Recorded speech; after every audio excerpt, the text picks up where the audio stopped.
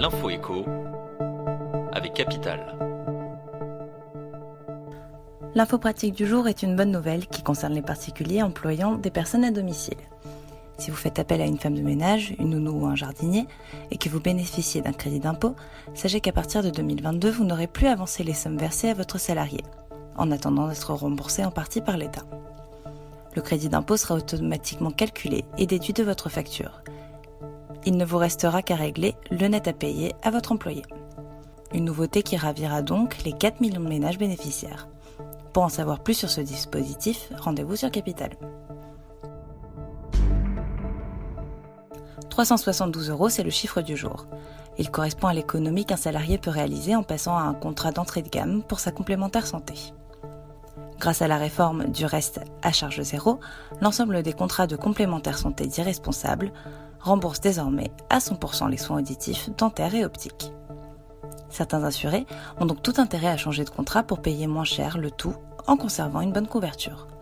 Ce constat est vérifié par les simulations exclusives du comparateur HyperAssure pour Capital. D'après ces simulations, un étudiant peut faire diminuer ses cotisations de 30% et un travailleur indépendant tout comme un retraité de 40%. Plus de détails sur notre site. Le coup de gueule du jour est poussé par Madison Cox, le veuf de Pierre Berger.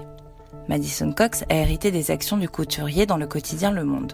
Pierre Berger avait signé avant sa mort un accord pour revendre ses actions pour 26 millions d'euros à Xavier Niel et Mathieu Pigasse. Sauf qu'aujourd'hui, Madison Cox se plaint que ses deux associés ne respectent pas les accords conclus en 2016.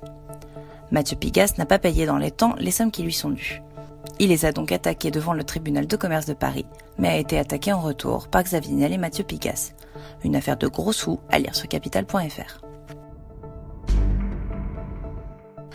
Et on termine ce flash avec une conversation qui pourrait avoir lieu entre Elon Musk et le président russe Vladimir Poutine. Ce dimanche, le patron de Tesla et de SpaceX a invité le Kremlin au dialogue dans un message publié sur Twitter. Lundi 15 février, le Kremlin a fait savoir qu'il était intéressé par la proposition du milliardaire. En réalité, il n'y a rien d'étonnant dans cette initiative au dialogue, car les deux hommes ont des intérêts mutuels. En effet, grâce à son entreprise SpaceX, Elon Musk a envoyé en novembre dernier 4 astronautes vers la Station spatiale internationale. La Russie, qui détenait le monopole de l'accès à l'espace depuis 9 ans, a ainsi perdu cette exclusivité. Cette dernière est d'ailleurs en perte de vitesse dans le secteur spatial, contrairement à SpaceX, devenu un acteur important dans ce domaine. C'était l'info écho avec Capital.